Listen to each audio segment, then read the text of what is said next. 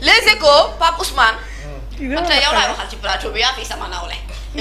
waxuma ak yéen na bu takkal nga gore. Les Échos mu ne par vengeance d'une dénonciation d'agression ndaw mi Pape Ahmadou Mbaye dafa jamati xarit bi ba mu sedd guy. subhanallah. ba pare ni mbir daw ndax da koo boole ci mbiri agression. Mourtala purgé woon na déjà 2 ans ferme pour agression sur dénonciation Ibrahima da koo boole ñu tëj ko ñaari atu kaso. Lors d'une première rixe Mourtala dafa tenté woon ne day yàq bëtu xarit bi mooy tentative bu njëkk bi.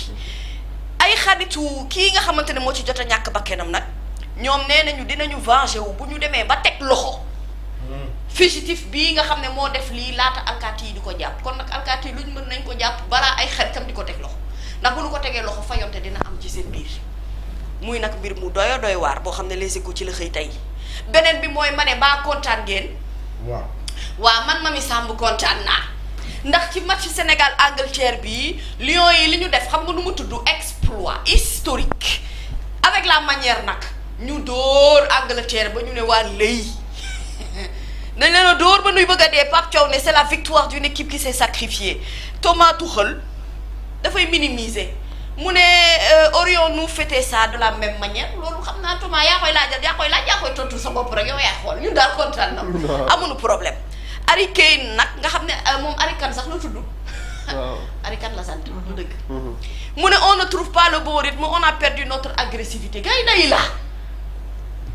waaw yow tamit nag kuy football la gaynde nag yow tamit nag sa xel di daal gaynde sax ku ne xam ne na bu koor nag ku ko fekk ci biir àllam nga xam ne c'est le roi de la forêt tubaarkàlla macha allah te gaynde njaay wane nañ ko démb footballu nu footballu muus footballu nu footballu jinax footballu nu footballu kaña dañoo topp anglais yi fekk leen ci seen biir kër dóor leen ba nuy bëgg a dee mu nekk ndamu Sénégal mu nekk itam ndamu li nga xamante ne moom mooy Afrique ginnaaw Les Échos ne ko ñoom seen jooyu démb yi ñun jooyuñu ko ñoom bi ñu gañee coupe du monde. te pourtant loolu match amical match xaritoo la dañ doon foo rek àdduna amul solo. Le Quotidien mu ne ñu mën a tontu. différent avec Carlil Aviation Air Sénégal bu Pape Ousmane a ngi nii Orange nag la jàkkaar lool Orange bu rëy ndax compagnie bi dañ ko contraindre mu immobiliser ñeenti appareil am yëpp au plus tard le 24 juin am na ci ay vol yu bëri yoo xamante ne boo moytuwulee daañu ko annuler les comptes d'Air Sénégal dinañu ko saisir suite à une décision du juge du tribunal du commerce kon fu mu ne nii Air Sénégal boo moytuwulee Sénégal gi rek lay téye air bi moom dañuy xool ba xam ndax du tëb Air Sénégal boo moytuwulee Sénégal ngay des air gi day tëb ndax lu mu naawee ci boppam. mooy jafe-jafe bi nga xam ne moom la am ci jamono yii ñu toll nii ginnaaw le quotidien Libération ne kaay ma wax la ci délinquance fiscale présumée bi am ci Woodside les dessous de l'arbitrage international l'opérateur du projet Sangomar mu ne dafa nekk en mauvaise position ci procédure bi nga xam ne engagé nañ ko depuis août 2024 ak fisc bi ci kanamu tribunaux sénégalais yi ginnaaw bi ñu ko sommee ne ko yëkkatil xaalis lu toll ci 41 milliards 467 millions 543 mille 147 1000 francs CFA mu ne ko par lettre numéro 405517 slash MFB slash DGID slash DGE slash DR slash BRG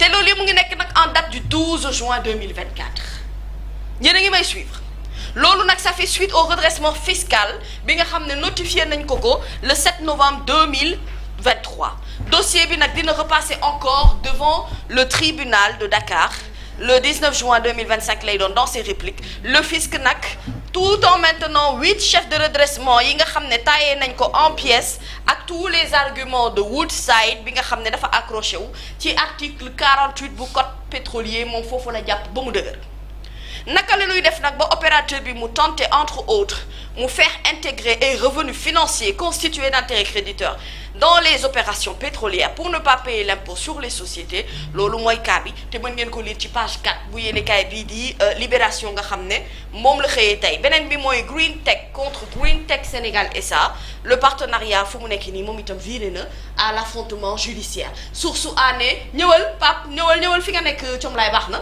source aané kaay Pape Ahmadou Mbaye ma wax la ci Moustapha Diakhaté moomoo na nga def baa yaa ngi ci jàmm. waaw maa ngi ci jàmm. Fari noo yeewoo tey. sant yàlla. baa naan nga café. naanagu ma nag. kon ne Moustapha Diakhaté tey mu dee naanoo café demal naan.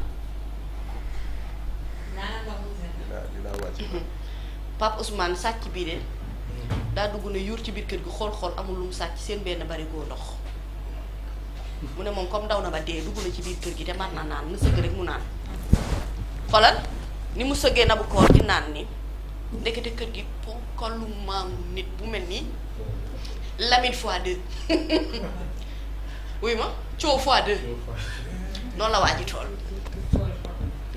waa ji boolew ci wax de dafa fekk sàcc bi fi muy naanee rek mun a ko kok ci mbagg bi waa ji nii la toll ka ko siti ma nga toll nii mu kon moom bi muy siggi xam nga day ànd ak mouvement bi daa siggi rek naan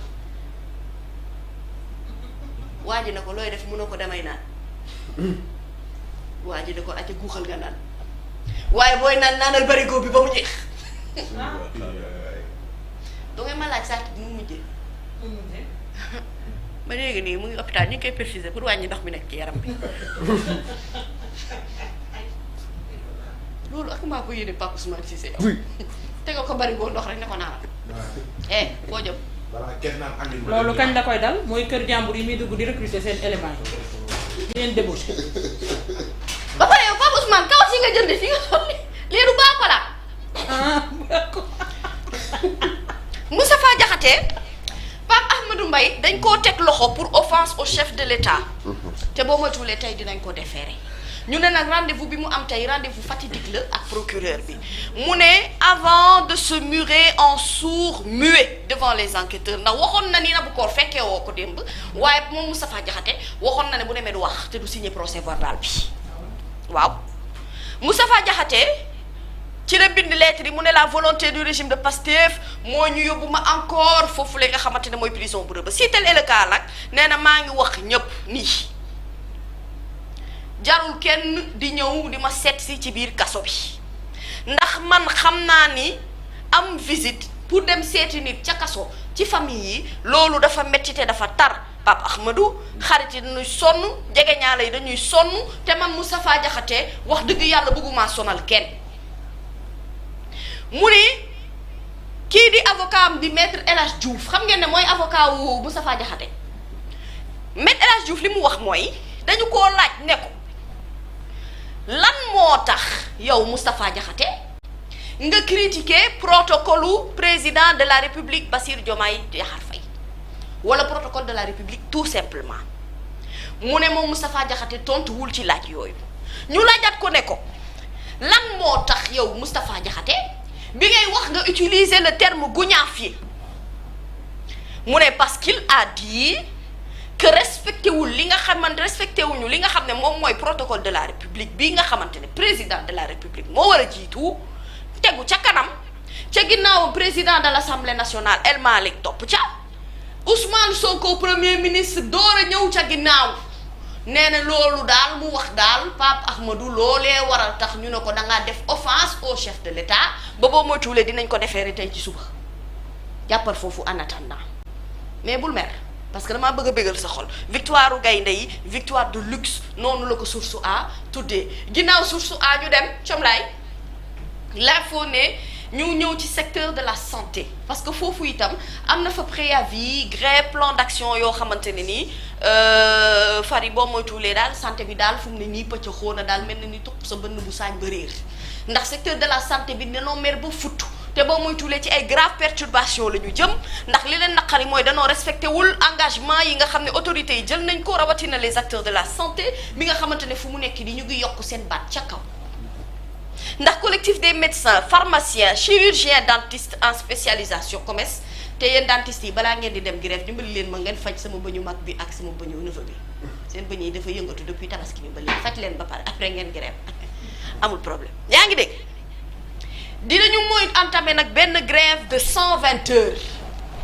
yoo xamante ne nii dinañu ko tàmbali te itam dinañu waaj nag ngir doxub ñaxtu ajuma incha allah l'association des internes et anciens internes des hôpitaux du Sénégal déclaré ne nous sommes dans l'obligation de repartir au combat ndax yëf yi mënuñu ko bàyyee noonu l'alliance des syndicalistes autonomes de la santé organisé na benn sit-in national le 27 juin lay doon ba pare dañ cey boole daal di takk nag ay morceaux yu xonq pour wax li nga xamante ne moom moo leen naqari muy port de brassard rouge ginnaaw l'info quotidien Vox Populi ne kaay ma ñëwaat ci Moustapha Diakhaté mi nga xamante ne mu nga garde à vue pour offense chef de l'État ba ñu koy laaj lu ñu ko laaj moom Moustapha nee na moom tontuwul moo lànk moo bañ te waxoon na ko balaa muy dem Maître El Hadji Diouf ne audition Moustapha Diakhaté bii mu ne deful sax fukki minutes munu koo def ndax koy laaj kay te tontuwul la audition ba day daal di jeex mu ne tontuwul ci benn question la prison nag bu nu moytuwulee xam nga lan lay tabax nam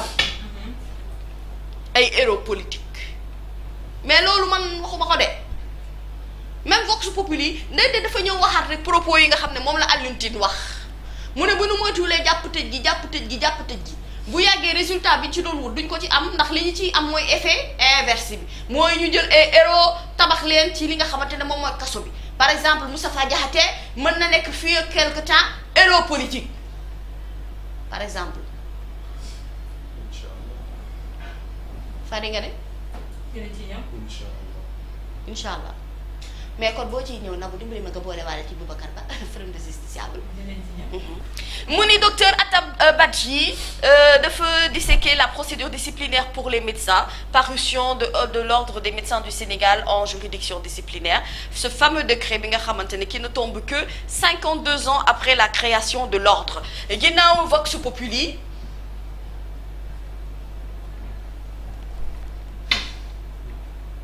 Comlaay mu ngi ci régime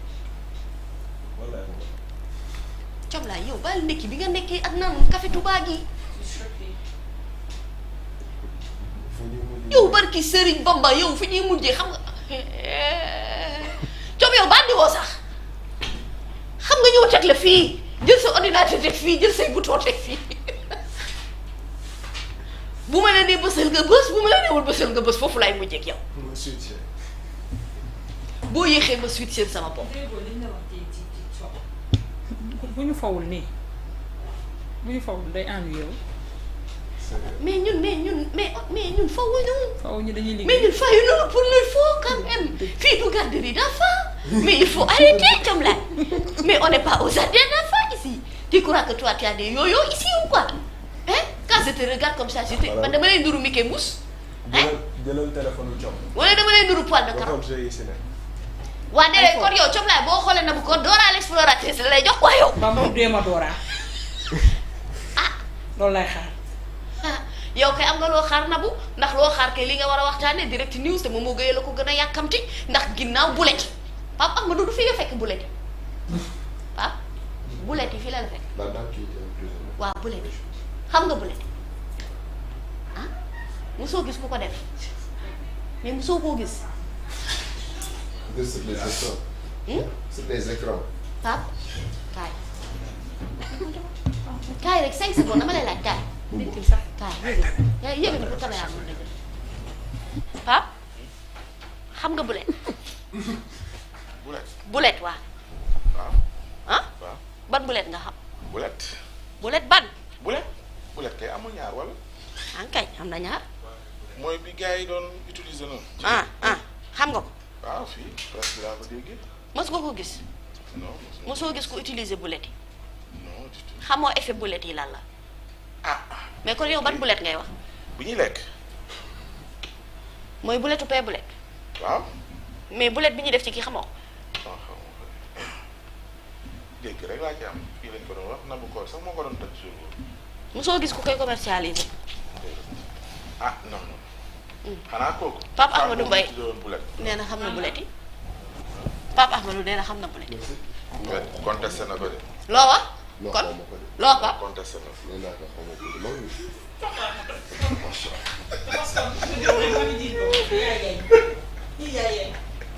non amul problème Pape Amadou xamoo bulet yi Pape Ousmane xamul bulet yi garaaw Nabou xam na bulet yi ginnaaw bulet yi.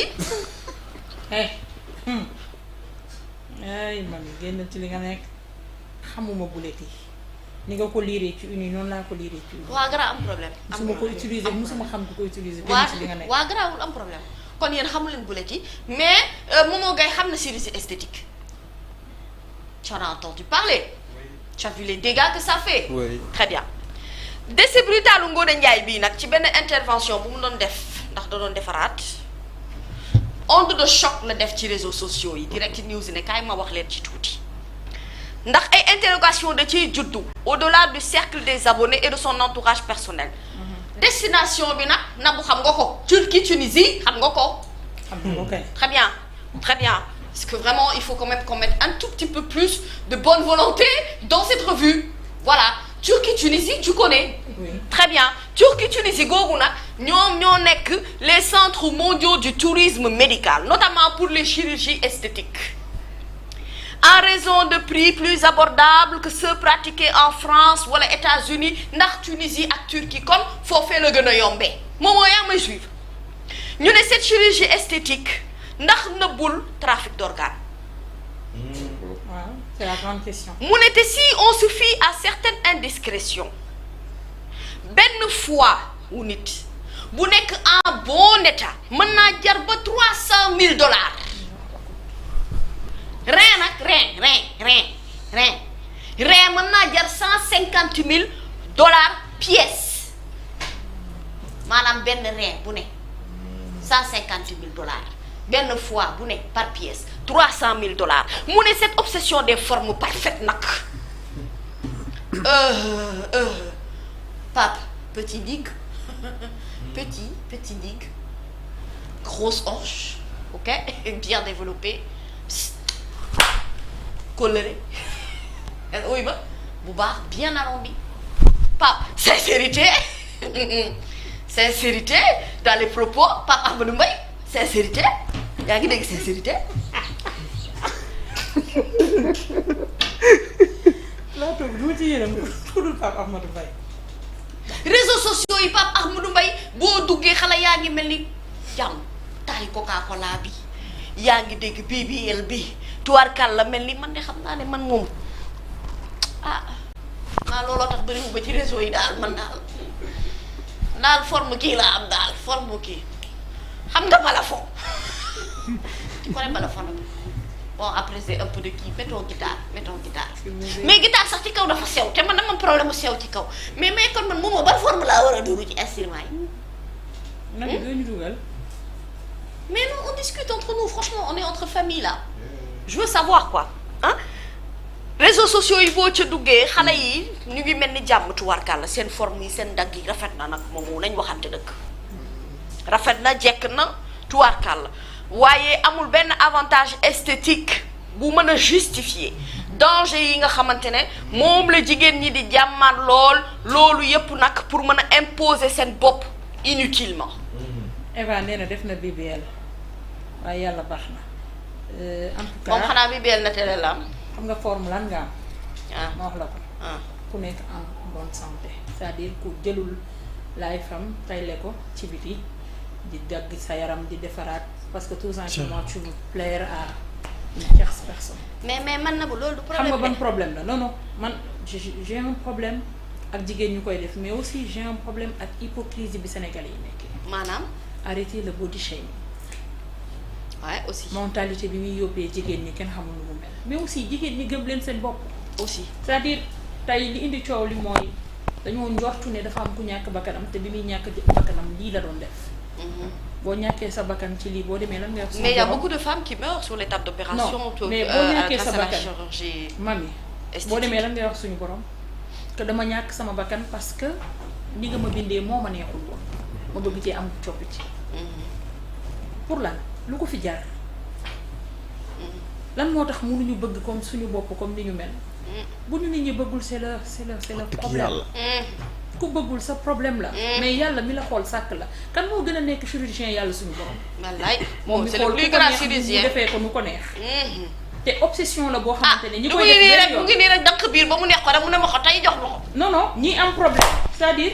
yàlla tamit parfois parfois personnes yi ci am dañ problème waxtaan mooy nag. xamuñu ne chirurgie c'est comme de la drogue. une fois que tu es la chirurgie ba nga am ni nga ko bëggee ni ko suñu borom di defee. saa yu ñu ko defee di nga gis ne fii weng na fii ëpp na fii war nañ koo def. ñu naan la ndam demul ndam dikku ngay defaraat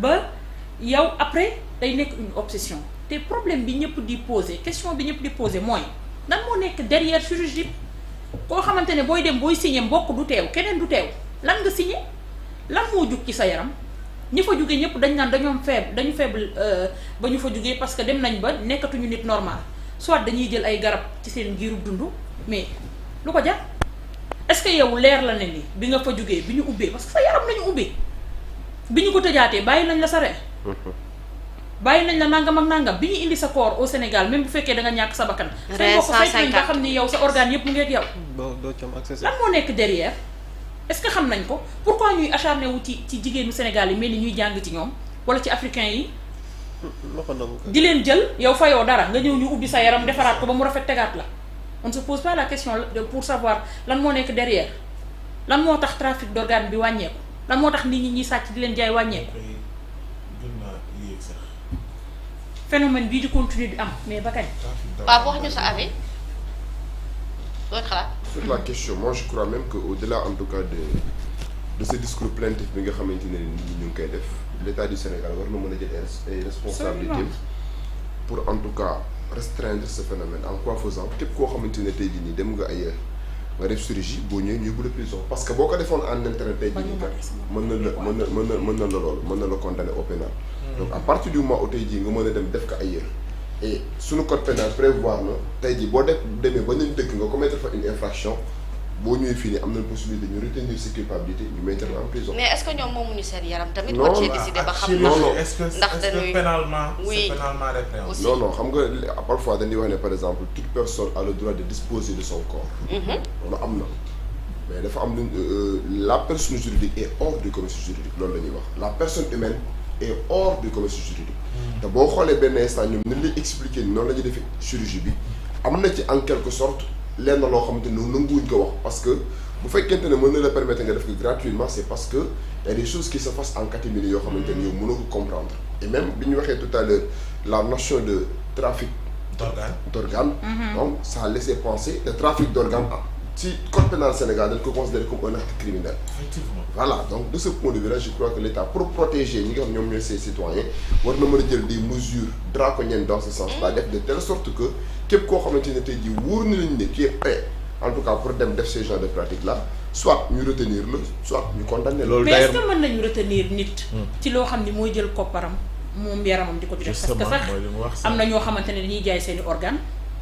mais bu fekkee ni ñoom ñoo sabab ni ñoom ñoo bëgg ne dañoo bëgg a jaay seeni organes kenn mënu leen ko def problème bi mooy nan la ñuy def pour dissuader les jeunes pour ñu génn ci seen bopp ne loolu moom c'est pas de mal à faire am benn silhouette parce que la tendance de la chirurgie esthétique a été presque lancée aux États-Unis nga xam ni on n'a pas les mêmes cultures c'est vrai mais ñun dañoo dem ba finalement dañoo imprégné wu ci loolu te problème bi mooy finalement on est même devenu ñun même en plus de maanaam coffre bi nga xamante ne moom ngay jaay après ñooy achat marketing bi tu vois tu comprends c'est-à-dire on vend à la limite le coffre bi nga xamante ne moom ngay am derrière après man nag franchement je veux dire que duma leen condamner ci ñi nga xam ne ils ont décidé xëy na peut-être que am na lu leen déranger ci seen yaram ñu dem faire recours à la médecine pour changer yenn yi ci seen yaram mais après l'acceptation de soi c'est un travail à faire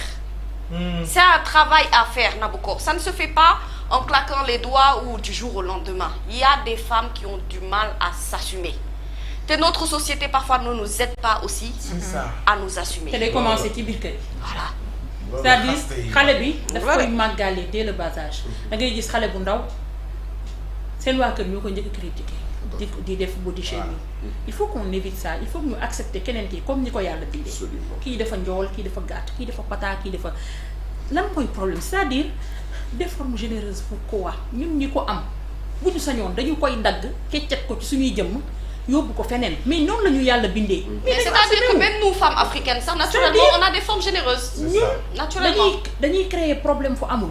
yàlla bind la comme ni nga mel déjà ñun rek nit dafay nekkaaleeg ay feebar yu bari ci biir yaram nga ni yow dama ciy créer beneen problème dama yokk beneen problème ci problème ñi ma am à quelle fin ñi ngi koy defal jaruñu ko de. maanaam góor ñi jaruñu. non mais attends da nga koy def pour góor ñi gis góor am droit takk benn ñaar ñett ñeent mën a xool bu sew bu mat bu kii bu nangam nga koy def nañ leen uti xaalis te génn ci li ñu nekk xaalis boobu ñu koy def bu ñu ko investir ci projet mën na jur leneen ci. waaye ñoom tamit nag bu ñuy takk xale bu jigéen fekk nga nekk ci état. sa lépp dëgër lépp taxaw normal. oui. yuus ba mu ne malañ. bul jékki-jékki femme boobu rek.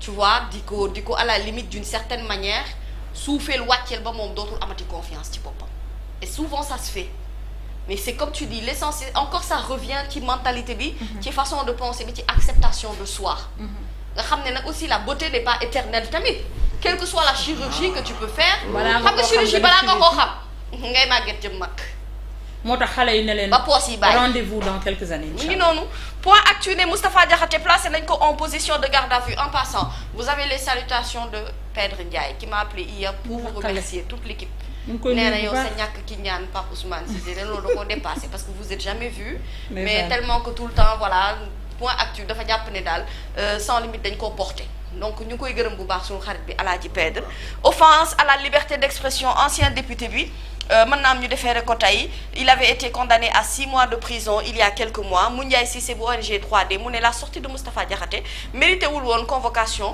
waxuma la garde à vue bi nga xamante ne boo moytuwulee dinañ ko ériger en règle contre toute opinion boo xamante ne opinion bu bokkul ak gis-gisu nguur gi la le décès d'une influenceuse relancé na li nga xam ne moom mooy débat sur la chirurgie esthétique gis ngeen Anta Babacar Ngom elle a saisi l'occasion elle aussi pour en parler ginnaaw point actu influenceuse yi ak influenceurs yi ñooy nax nit ñi vie bi ñu leen di won du dëgg yére yi ñuy sol dañ leen koy may chirurgie bi dañ leen koy may daal yi ñuy sol dañ leen koy may oto yi ñuy dugg lu ci ëpp dañ leen koy may parce que dañuy def publicité en retour dafay nekk échange de produits yow nag boo ko jàppee nga jàpp ne loolu seen vraie vie la yaa ngi nax sa bopp et ci cas bii la ñu xamee ni beaucoup de personnes yi nga xam ne def nañ chirurgie dañoo regretter te dañ koy noppiwaale dañu koy noppiwaale génn leen ngeen wax nit ñi influencé mooy ngay influencer nit ñi ci ñuy def lu baax mani influencer nit ñi ci ñuy wër influencer nit ñi ci ñuy investir wala ñuy loolu dëgg di influencer nit ñi ci lu baax man gëmuma influence boo xamante ne bu yàggee dafa yàq àddina nit gis nga nabu ko fi nga teg curseur bi mooy foofu gis nga mbon bu lawee rek ba bëri mooy ni ñi waroon artu wax ba du dem ñoo deful seen liggéey fépp fu ñuy investir di gëmloo ndaw ñi ne lii mooy la vie yéen ñi am la bonne info investir leen foofu ne leen du dëkk lii am dañ leen ndax nii am di su yàggee balance bi dina mën a permettre am ñeneen ñu reculer parce que sénégalais soo ko tegalee yenn conséquences yi mu xamee ko ni lu bëri balaa cee dugg dina ko xalaat rien que rek muy taxaw di xalaat rek déjà ndam la dina ko permettre mun a taxaw maintenant ñu fexe ba anticiper yii bëril waxtaan yi ñi nga xam te ne tamit parce que gis nga c'est pas pour rien qu'on parle de ministère de la santé et de l'action sociale daf ci am benn pàcc bu am solo boo xam souvent ñun suñu réew yi duñ koy mettre en avant li ñuy woowee la prévention maanaam mbir da nga koy gàttandu laataa muy yegg si bay def yenn jëy c'est clair su doon au niveau de la prévention ñi ci xam te pourtant yàlla xam na ni ñàkkuñu ko ñoo xamante ni seen spécialité loolu la des fois sax dañuy gis ay médecins yoo xam ñoo koy def volontairement dugg ci réseau yi souvent ngeen gis leen ñooy artu di wax non lii duñ ko defee nangam mais nekkul lu ñu institutionnalisé wala boog bon xëy na amul cette communication derrière bu mën a accompagner prévention yi ci war pour que nit ñi laataa ñoo def dara ñu mën a am la bonne info mais on a comme l'impression que lii mu ngi décimer une partie de cette jeunesse mais autorités yi nekk fii mais tu ne sens pas une communication derrière buy wax stop lii waru mën a nekk gis nga même greffe d'organe bi ñu ko institué ci réew mi xam nga ñu ngi koy réussir mais dafa am benn arsenal derrière bu ko accompagner pour pallier ci éventualité bi nga doon sànq mooy trafic d'organes parce que xam nañu ni tendance la ci àdduna bi am na migrants yu bëri yi dee yoo xam ne pour yow seen corps yi gars yi bu ñu ko jël lan lañ def dañuy jël organes yi donc comme yooyu yëpp mu ngi am mais autorité bu xamee loolu da ngay def prévention ci sa ndaw fexe ba communication buy permettre mu mën a stopper lii arrêter ko loolu di nekk en avant mais ñun suñu réew yi malheureusement lii am tout le temps mooy jaan yi day romb ñuy dóor ci watat dañuy chirurgie de xale yi dañuy chirurgie ah oui ñu ci bu baax gi la war a tàmbale c'est-à-dire même ñoom li ñuy wone du dëgg mais léegi réseaux sociaux yi dafa am doole te dafay influer xale yi Malheureusement. ci lu bari malheureusement. c'est malheureux pour nous mais bon noonu la demee. Non, mais non. loolu dafay wane ni rek parents yi war nañ gën a yokk yar bi. waaw yar gi am na solo c'est fu important. réseau yi toll rek yéen yar bi na weesu na weesu valeurs yi moom. na féete kaw réseau yi. yar dëgg la Sud Quotidien mu ne match amical bi Angleterre Sénégal exploit des Lions vraiment on y reviendra d'ailleurs ci sport bi ñu dem Thiomlaye ñu dem ginnaaw Sud Quotidien l'Observateur mu ne foot de joie vraiment Angleterre 3-1 Sénégal 90 minutes yu historique d'un braquage même à l'anglaise j'adore cette phrase. J'ai adoré dès que j'ai lu le titre. Bravo l'Observateur. Franchement, 90 minutes historiques d'un braquage à l'anglaise. C'est trop beau. C'est inspiré. C'est ainsi, je vous adore. nga ni waa de City Hein? Ground. boo xaw ma lan dugal. boo xamoon dara. waaw. déedéet baa xamoon dara. baa xamoon dara teel a duggal. lébu yi ñooy wax loolu. lébu yi ñoo dàq supporté ci àdduna bi laa jëm Pape Ahmadou Mbaye xam na ci dara. tout à fait nawetaanu lébu moo dàq suba la tabaski. loolu amul.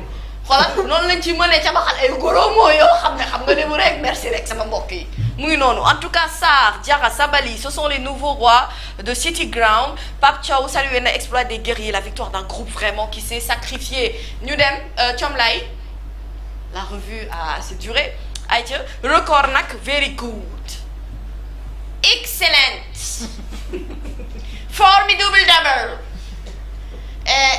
joxal ma beneen mot anglais Papa Ahmadou Mbaye ban mot anglais la yow da nga joxe. congratulations yow da nga joxe mot anglais. waaw formidable double Pape Ousmane joxal ma beneen mot anglais boo xoolee le rendu de la presse anglaise da ngay ree. joxal ma beneen mot anglais kan moom mer. moom moo xalaatal na bu xalaatal maa ngi ñëw ci yow beneen mot anglais bu festif bu kii nga ne sa magnifique. kii ban lay placé moo ñëwal beneen mot anglais kii nabu mu ni maa ni nabu tous. may laajte fii. very good mais wax naa ko pare very good wax ko pare waaw yaa ko tey yow wax na mu ñëwal ñëpp very good. ñëwal nga rafetal ñun ñëpp. mais bëri na wax nga magnifique formidable double enjoy congratulations very good happiness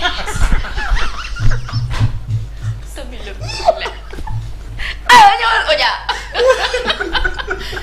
Oja ñëwal barki Serigne Bamba Thiomlaye bu dee du ma la dóor tey jëlal riiti kaay riital ma Ceerno Alassane yor na xandal ge riiti kaay riital ma Ceerno Bokum yor na xalame ña ngay violon jëlal mu ne ko ces diatribes contre le régime en place de belles mélodies pour nous de belles mélodies waaye xoolal kay ma wax la rek kii toog nii du ay caaxaan ku weddi na ko laaj kii nekk ci ginnaaw kër gi muy Jaxate la mu ne ko Jaxate la est bel et bien là mais derrière les grilles bu ne pour ça énième garde à vue il a droit à un protocole d'accueil te xoolal tubaarkàlla macha allah du ci wéet ndax moom Moustapha Jaxate bien en rouge de colère certainement ou rouge certainement de désespoir bien que la couleur du désespoir ce n'est pas le rouge mais on peut porter espoir sur le jaune de Thierno Bocoum ou encore mieux Pape Ousmane la couleur que tu as portée aujourd'hui le bleu de Thierno Alassane Sall tout dépendra de vous en attendant riiti kaay riital ma ay sàmm yàlla si àq dal